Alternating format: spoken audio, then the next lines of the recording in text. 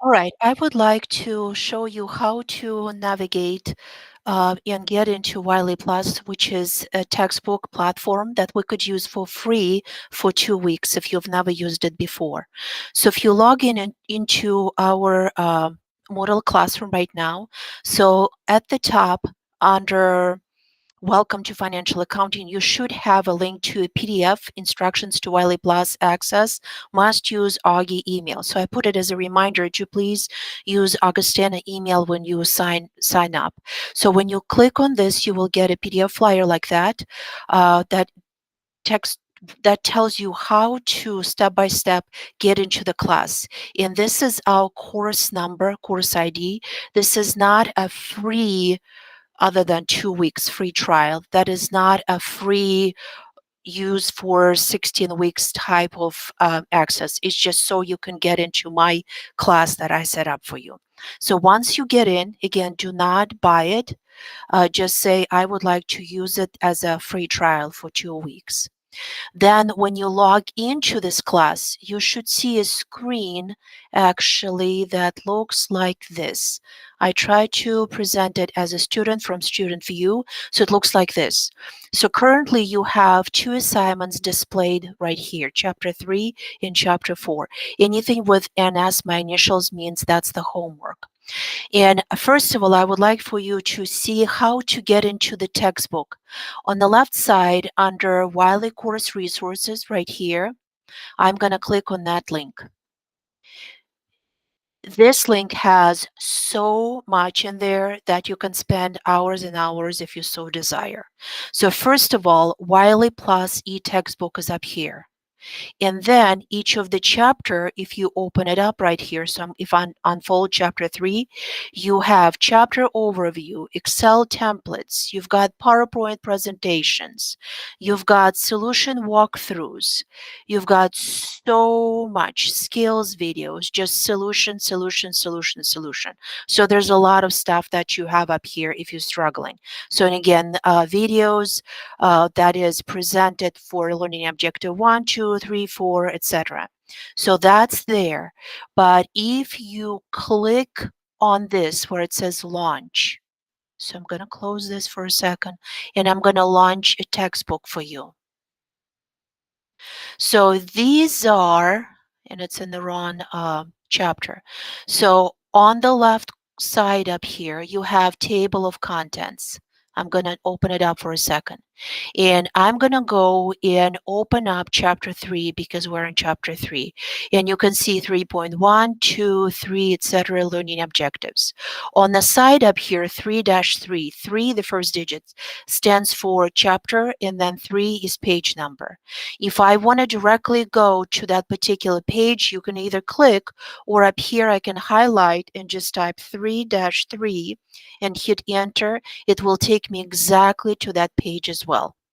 So it talks about accrual basis versus cash basis of accounting that you can go through.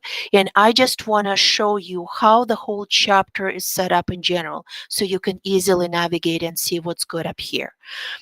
So for example, the first learning objective, let me make it a little bit smaller. So if you have a very large screen, I would say TV, you can plug this textbook into a second screen, maybe unplug your box, plain box of some kind. So all you need to do is HDMI cord. So you can do the second screen because it's much easier to read. So to scroll fast, I really like, and typically these are long, that's why I tape tiny videos for you. They do have self-assessments where you can say true, false, and then click submit. So you can see, did I fall asleep as I was reading or whatnot? These do it's within the chapter also have solutions. So you can do it real quick and then open up and say, yep, I got the solution right. It's kind of nice that they're hidden. So you cannot look again ahead and keep next, etc. So quite a long chapter. If you were, oh, I already jumped into the brief exercises. That's where I actually want to go. So let me go up here. So chapter 3. So after all the learning objectives, if I open up review in practice, the review in practice So practice, practice, practice, practice. All these practice items have solutions to them. That's not your true homework, which is wonderful. So for example, I want to practice multiple choice questions because I know I'm terrible at them. So practice multiple choice question. Here they are. They're lined up. You can answer them. Just don't cheat, literally commit to the answer and then open up the solution. Here it is, and it actually explains why not just your answer was A. You can keep going. If you want to do brief exercises, so here's a brief exercise. I love brief exercises. They're short and sweet. Um, you also could do exercises. These are a little bit longer. So typically in exercise, that's what I assign for you for homework. And then practice problem, that's a whole lot more complicated. I never assign them for homework, but if you want to attempt one, here it is. Okay.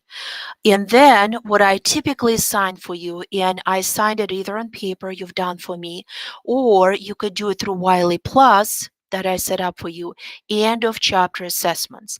And that's where I either put it as an exercise for you, just shows up as Q1, question 1, question 2, question 3, etc. You also might have seen on Moodle that I posted solutions to brief exercises. So what does it mean? Here are the brief exercises. It says brief exercises. So if I click on that, again, short and sweet, here in parentheses, it tells you which learning objectives it's relating to. If you want to practice more, for example, you read learning objective 3 and you'd say, I'm not so really sure what's going on. Just go and do these learning objective 3 things and see how it goes. And you do have solutions posted on Moodle. Okay, so this is fast and furious how the chapter is set up. I'm going to go back to the setup in the classroom itself and back into the assignments. So I am under the assignments. We were in the Wiley Course Resources. So assignments. So for example, upcoming assignment, chapter 3, homework, that is due June 13 and 11:59. So I gave until Friday evening for you. In this one, I will revise that it will also be due Friday night. So if you click on this, it will display. So I'm going to click Open Assignments. And it tells you how many points, when is it due, and then you can click Start the assignment and keep doing it. I gave you unlimited attempts. So here's the data, right? And this assignment is the same as an exercise in the textbook, except it varies the numbers for you. Okay, so I'm going to scroll it down. If you want to open again 2 screens, you can keep that on one screen, the data, and you can scroll down to the journal entry so you're not going up and down all the time, because otherwise that will make you dizzy.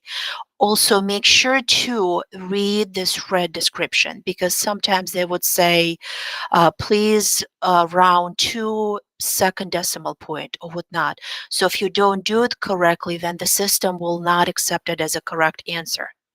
So for example, if there's a journal entry that needs to be skipped because there's not a journal entry, then you do need to put no journal entry and put a 0 on the debit and a 0 on the credit.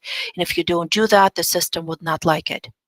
Okay, so you can go through and do one journal entry line by line. I highly recommend still have a notebook where you can write down what you did and then use this to check your answers, because the feedback will be done right away when you click submit. And anything in red, that means you have not done it correctly. Anything in green, that means it is done correctly. All attempts are submitted as you go through, so if the system crashes, everything is still submitted for you. If I click at the bottom up here, e-textbook and media, so this is really good if you wanna, if you're struggling and you would love to find in a textbook exactly the spot where these items are covered, click on these e-textbook links. It will open a screen and you will be able to look up what you might be doing wrong. Also, I try to assign for you those exercises that do have video solutions embedded for you. I would say don't try to watch the video right away. Struggle a little bit to figure out if you can get the answers right. If you are totally struggling, don't spin the wheels forever, then click on this video link, and it is presented by the textbook authors. You will be able to walk through and figure it out. Also, you do have embedded chart of accounts in here.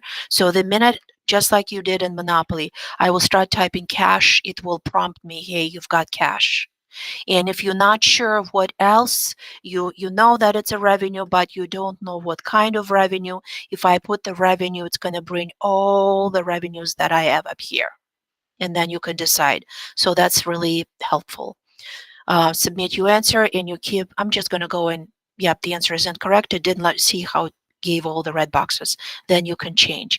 I would say don't run submitted for assistance all the time. At least put the full journal entry so you can see the big picture and not just one tiny speck at a time, and you keep going. So this is how you get this done. So in this one, it's 3 exercises for 10 points and then you're done. And then the same with chapter 4, etc. So they're short and sweet, and you can see how you did in general. I would also upload for you practice before the exam, and that practice would most likely have multiple choice questions that you can go through. But I put them to reveal the answer after the first attempt, or maybe I'll give you a couple of attempts. So you don't have to solve for the perfect attempt, it will take too long. That's it on how to use this textbook, and you always can email with questions.